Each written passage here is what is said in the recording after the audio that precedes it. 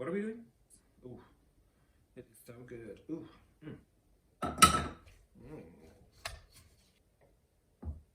I'm from New York. Actually, I'm from Texas. Ooh.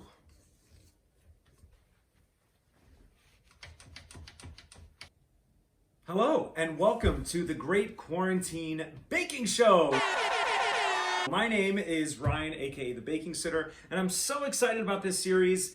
I have been wanting to do something like this for so long, and it only took, a global pandemic to get me to do it. So thank you all for staying safe, doing your part, and staying home, and joining me on a fun little baking adventure. It's gonna be great! It's gonna be great! Unless I talk like that, then nobody's gonna wanna join me. The goals for these recipes are things that you may have seen on one of my favorite shows, The Great British Baking Show. It's one of my favorite shows ever created. I watch it religiously, and because of it, it inspired me to make The Great Quarantine Baking Show. So join me as I do some classic recipes from the show, some inspired by the show, not necessarily a recipe that you may find on the show, but tune in, you'll have to see some fun stuff.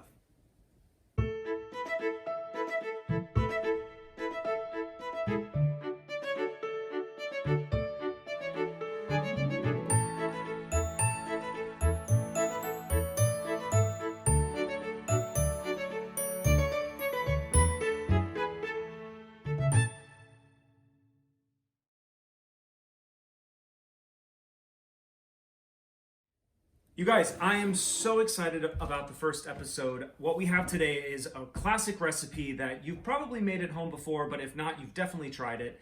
It is a pound cake, but it's not just any pound cake, my friends. No. It could never be just a pound cake. It's never just a pound cake. No, today's recipe is actually a recipe that I have made before.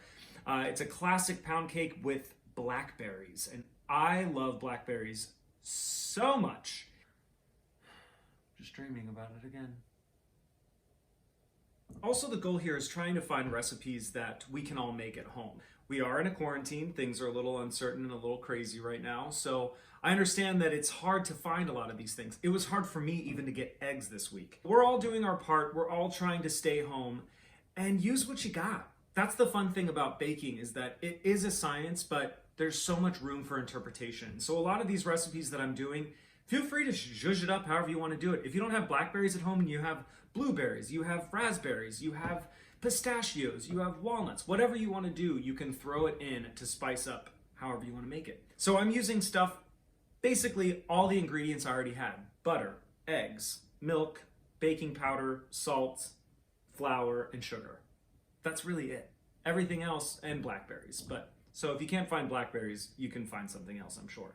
Or just have a plain pound cake. Nothing wrong with that. Little icing on the top. Vegan. That was really good.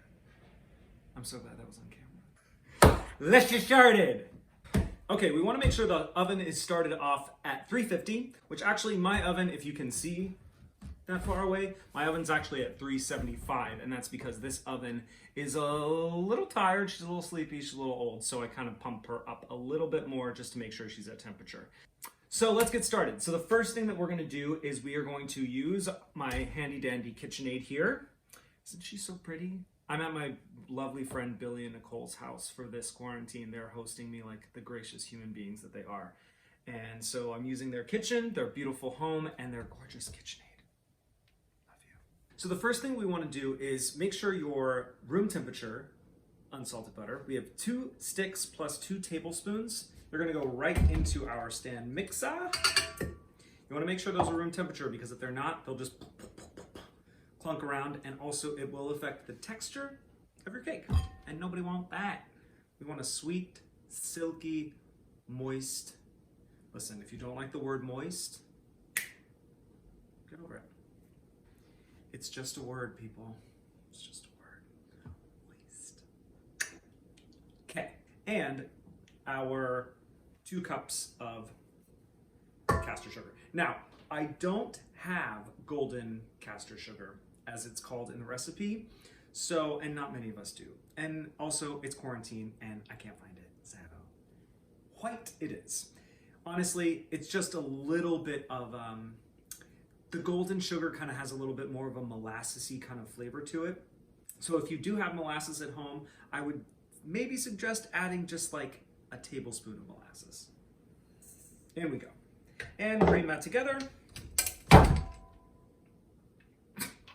Or break your things.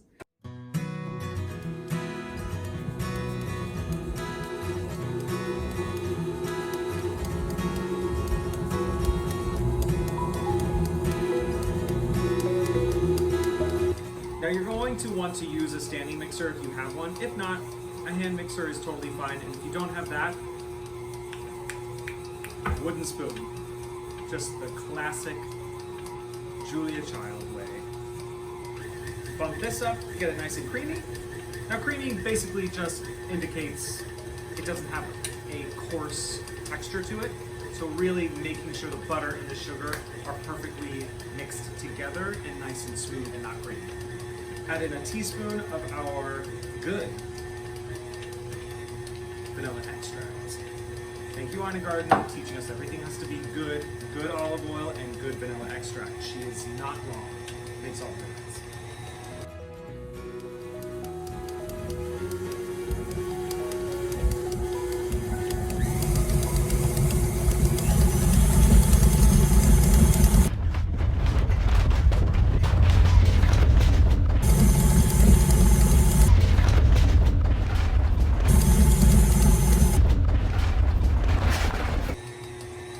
Great, once that's creaming together, we will slowly add in one egg at a time. Now what I like to do is I like to get myself a bowl and a discard and crack my eggs into a bowl before adding them into the recipe. That way, if you drop an eggshell into a white mixture, good luck, you ain't gonna find it again. Now these eggs need to be at room temperature. That's because when you add in an egg to creamed butter and sugar, if they're cold, the butter will seize up again and no longer be room temperature. And you won't get that kind of silky, smooth texture. And we don't want that. We want silk, we want smooth, we want yum. Okay, I would also like to point out that this is technically my second time doing this today, because you know on your iPhone when you don't have enough storage and it just stops you from living your life? She just did that to me. Filmed a whole bunch and she didn't listen to any of it. iPhone, looking at you. It's fine. More cake. So I'm just slowly adding in one egg at a time, giving it a nice gentle beat between eggs, about 30 seconds in between.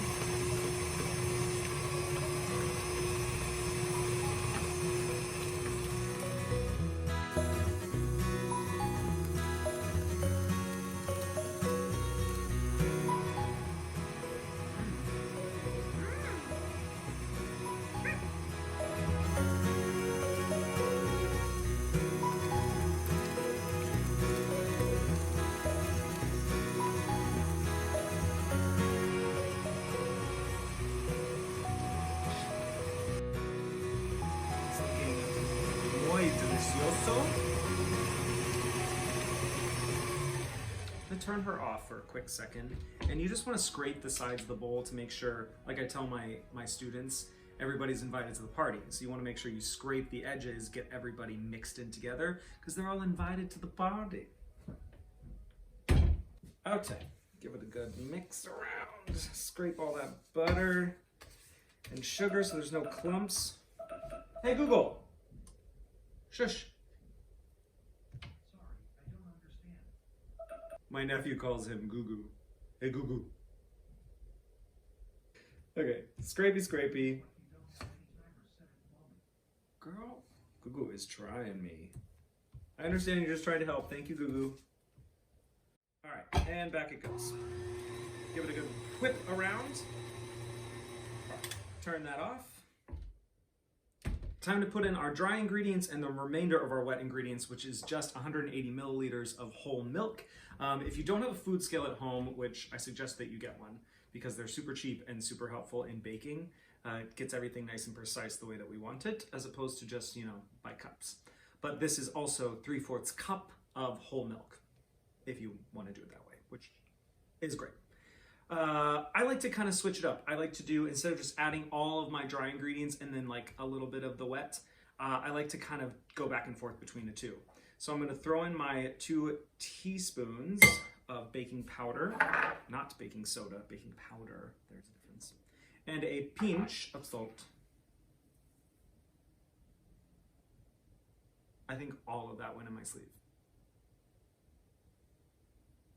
I'm just gonna do another pinch because also I love salt. And everything needs salt. If you don't salt your baked goods, you're a fool. On a fool's journey. Salt just makes everything better. All right, let's add her in. So I'm gonna add in a little bit at a time, maybe about a cup at a time. Try not to make a huge mess. Turn it on very slowly, because you don't want it to. And a little bit of our milk. Just kind of help it disperse a little bit and not just get all. I like to kind of fluff it up, about medium speed.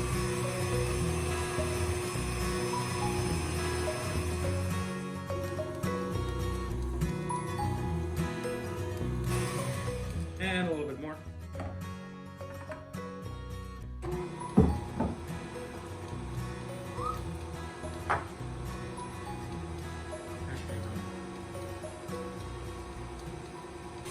Pump it up, that's my jam. You are so beautiful to me.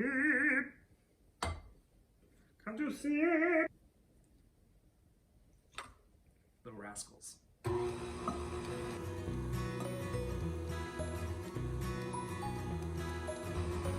All right, let that combine. And I like to mix it until it's just combined. And that basically means once everything is evenly dispersed and you're not left with huge chunks, but not over whipping it. Because if you whip it too much, you knock all the air out of the eggs and it just gets all scrambly and gross. So just get it to where it's nice and combined, just coming together. And time to scrape the sides of the bowl. Because again, everybody's invited to the party.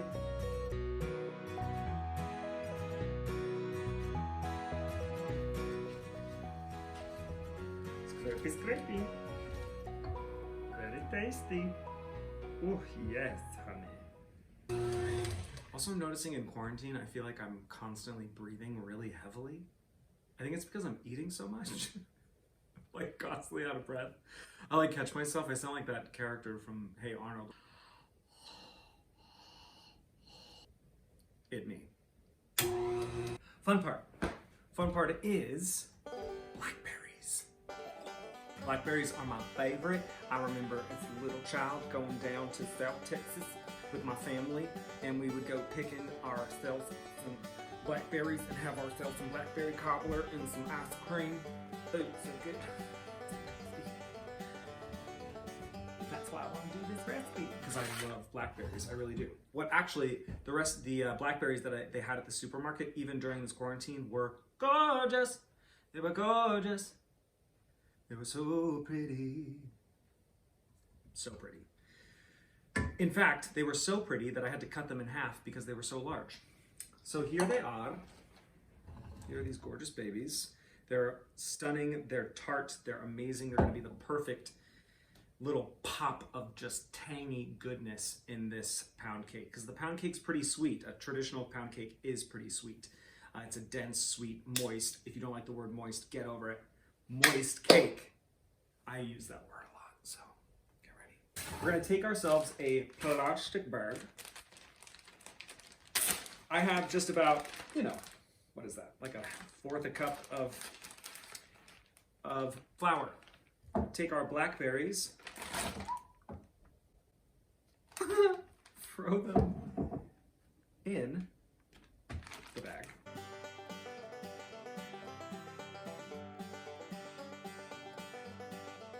And give her a nice, not too crazy, a gentle stir. Because you don't want to blast, like pop them, essentially. Now what this is doing, We're coating them in flour because if you add it into a wet batter, the moisture in the berry, because it is a berry, so it's full of water, that moisture will sink it straight to the bottom. It'll, as the mixture heats up in the oven, it's just gonna right to the bottom. So when you cut in, all at the bottom. So this will help prevent that. Once that is donezo, you will take your blackberries and gently fold them into, now actually I'm gonna do this by hand because I have a lot of extra flour in there and I don't want that in the batter, really.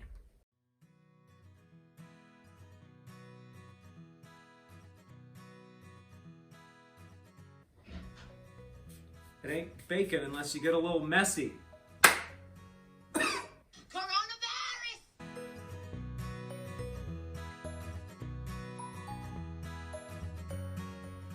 And then just fold it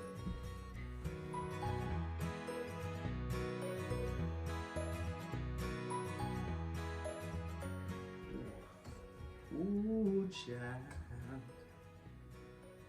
This looks freaking amazing.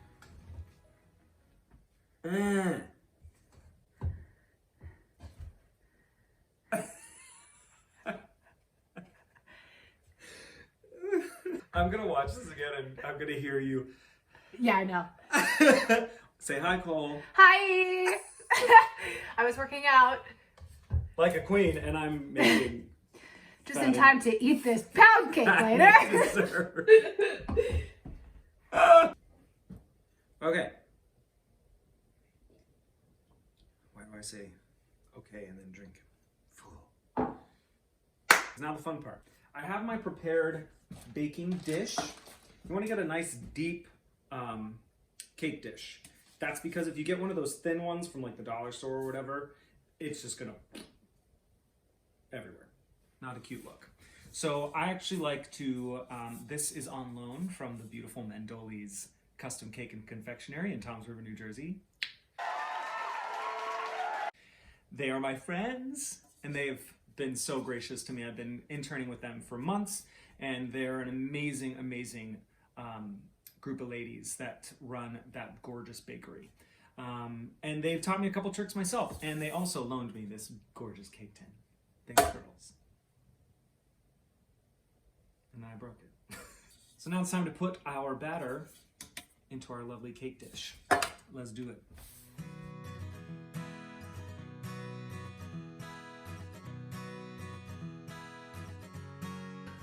Oh my God.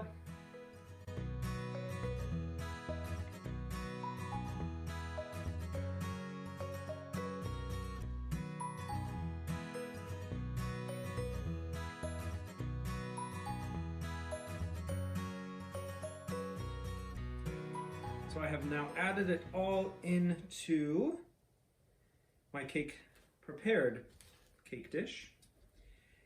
And actually, with this particular recipe, which I have made pound cake before, look at that. Ooh. I want to eat that. Coronavirus! What I have noticed with this particular recipe is that it's a lot. It's a lot of batter. And this particular dish that I have, it's a 9-inch deep dish baking round.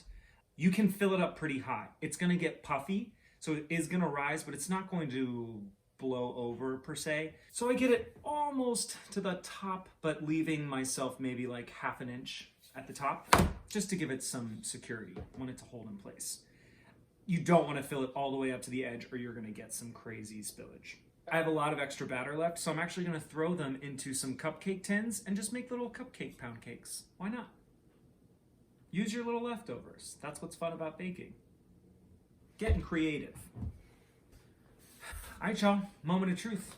We're gonna put it at 350 for about 18 to 25 minutes. I was totally lying and I was thinking of a different recipe in my head. It's actually 50 to 60 minutes. So a little bit longer. And just let it go, give it a rest. And when your timer goes off, you wanna give it the old toothpick test. I'll see you back in just a few. In the meantime, we get to make the topping. Best part.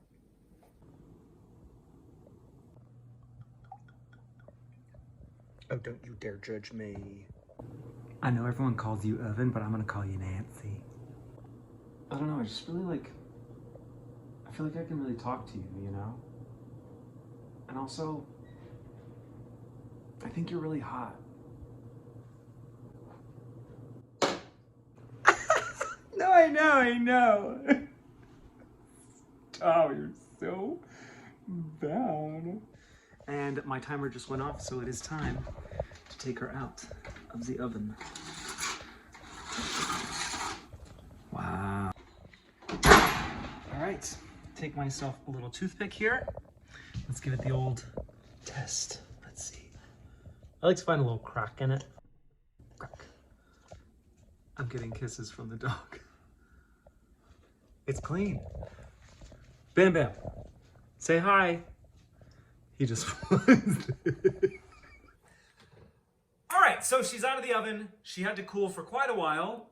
You can now see that it is literally nighttime outside. Got an episode of some trash TV in, and we're good to go. It's nice and cool. You want to make sure that it is cool, because if it's hot and you put some cream on the top, it's just gonna slide off, and we don't want that. So we'll take our beautiful, gorgeous pound cake. Hello, gorgeous. Come here. Transfer to a nice little decorative plate.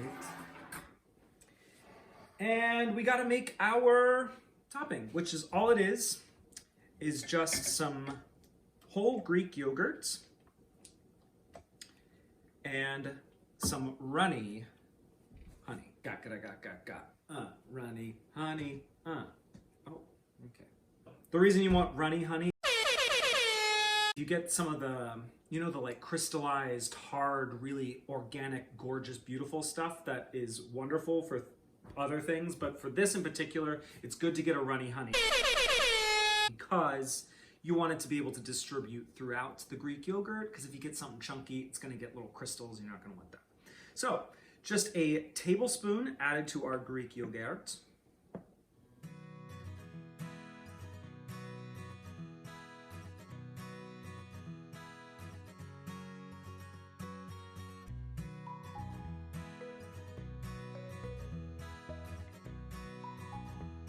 Gorge. It is mixed, it is ready. She is beautiful and silky and ready to go on our gorgeous pound cake. So I'm just gonna take it and I'm gonna lather it straight on.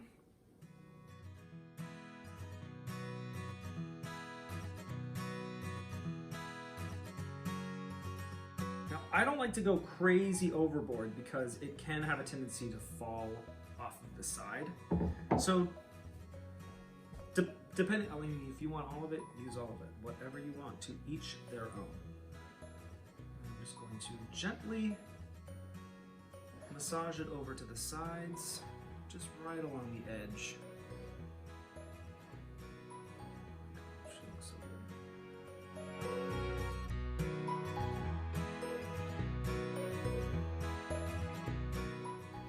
it a nice little finish with a spatula. Beautiful. That's all set. Now I'm going to take my fresh blackberries and I'm literally just going to pour them over the top. And again, if you don't have blackberries, it's a perfect opportunity to top it with whatever you want. Blueberries, pistachios, raspberries, or just leave her plain. A little lemon icing would be so beautiful.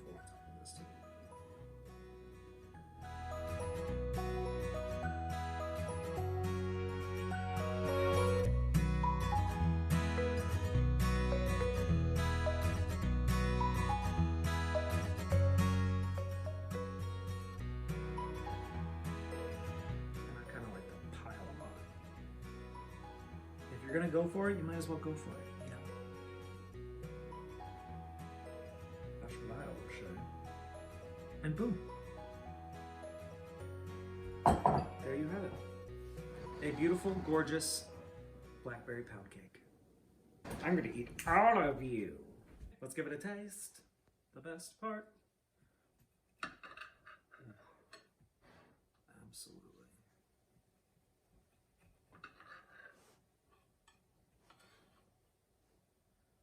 Wow. Look at all that blackberry. So good. All right. Oh, it looks so moist. Get a little chunk of blackberry in there.